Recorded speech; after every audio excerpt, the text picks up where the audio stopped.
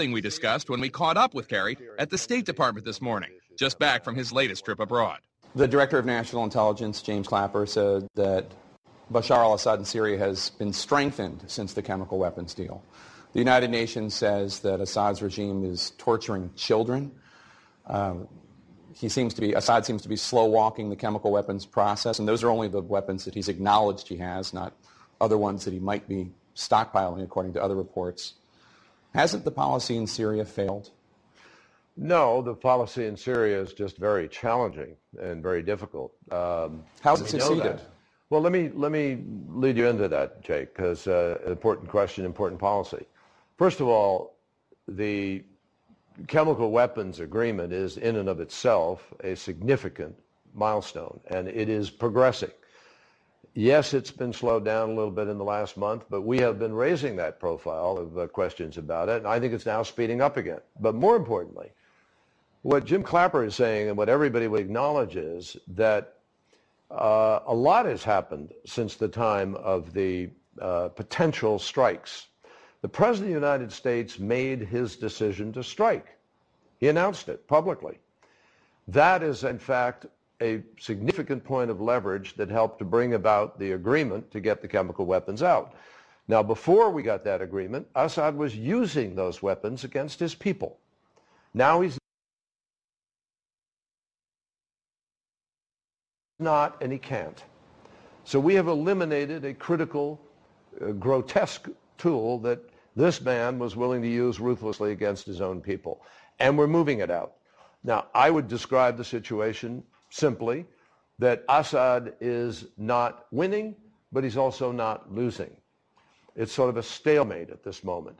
And there is increased capacity in some of the opposition.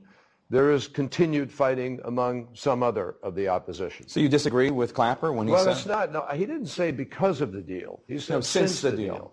No, I agree. It's fair to say that Assad has improved his position a little bit, yes, but he's still not winning. I don't want to make any excuse whatsoever. We want this to move faster. We want it to do better.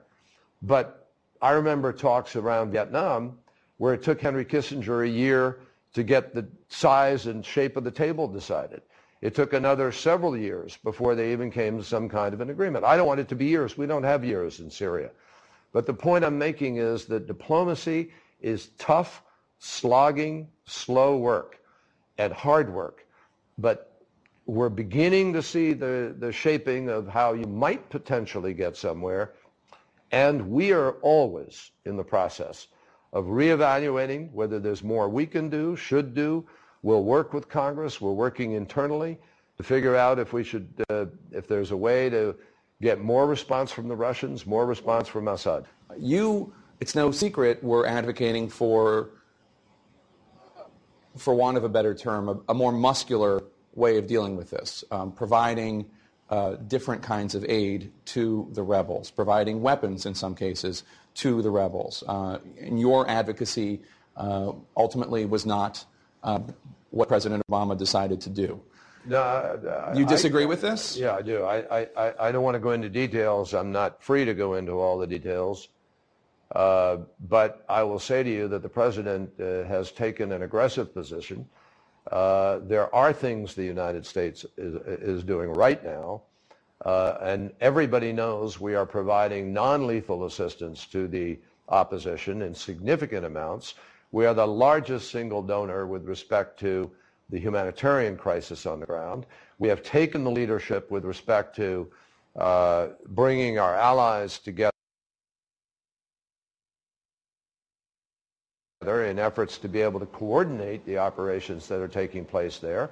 And as I said to you, the President is always reevaluating this. But I assure you, the United States is doing a great deal. I understand you're the nation's top diplomat, and so you're being diplomatic, and that's not a surprise. But it's not a secret that you have told members of Congress behind closed doors that you have grave concerns that maybe more needs to be done.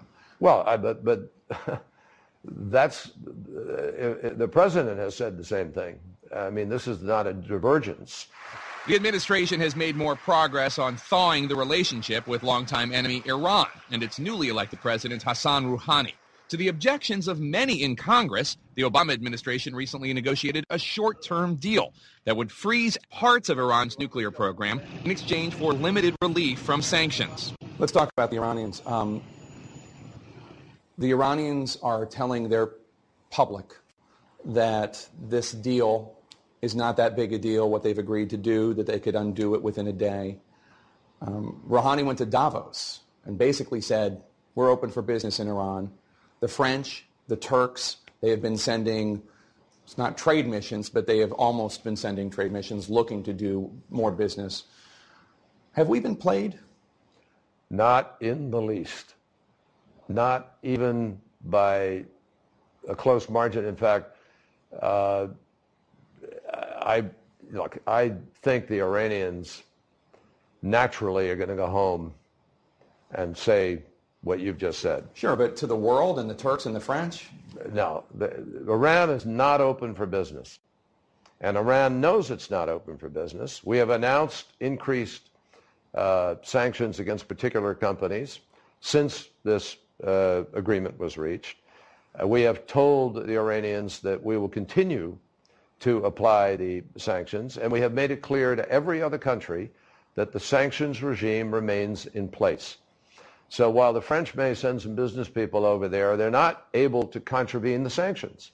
They will be sanctioned if they do, and they know it, and we put them on notice. But nobody should doubt for an instant that the United States is prepared to enforce the sanctions that exist, and all of our allies are in agreement that those sanctions are staying in place until or unless there is a deal. Do you trust Rouhani? It's not a matter of trust. There's nothing that we're doing is based on trust. Everything that we're doing is based on verification, on specific steps. Let me be very specific to the American people in the world who listen to CNN about what this agreement does. This agreement takes Iran's stockpile of 20% uranium, and they have to reduce it to zero. They have to get rid of it. They're not allowed to grow their 3.5% stockpile of uranium, not at all. They cannot do anything except replace an existing centrifuge. They can't put in new centrifuges. They have to literally stop the construction of their heavy water reactor. They have to allow inspection of the Fordow underground facility and of the Natanz nuclear plant. They didn't have to do that before. Now we have people in there every single day. We've actually frozen their program in place and have rolled it back to the degree that they're destroying some of their stockpile. So I can absolutely sit here and look you in the eye, and I've looked Prime Minister Netanyahu in the eye and said, I believe Israel and the region are safer today than they were before we made this agreement, because the program is stopped and rolled back, and we have greater insight and accountability into the program. You're a former senator. A lot of your colleagues are very skeptical of this deal. They want more sanctions on Iran. Are they just wrong? I believe it's a mistake now to break faith with a negotiating process when you're in the middle of the process. The United States of America agreed, together with our P5+1 allies, with Russia, China, France, Great Britain, Germany, all of them agreed that during the time we're negotiating, we would not increase sanctions. Now, our word has to mean something too, but we don't want to break our word in the middle of the negotiations. We also have other alternatives available to us. We've lost nothing off the table, but we want to give diplomacy a chance, and we think that's worthwhile.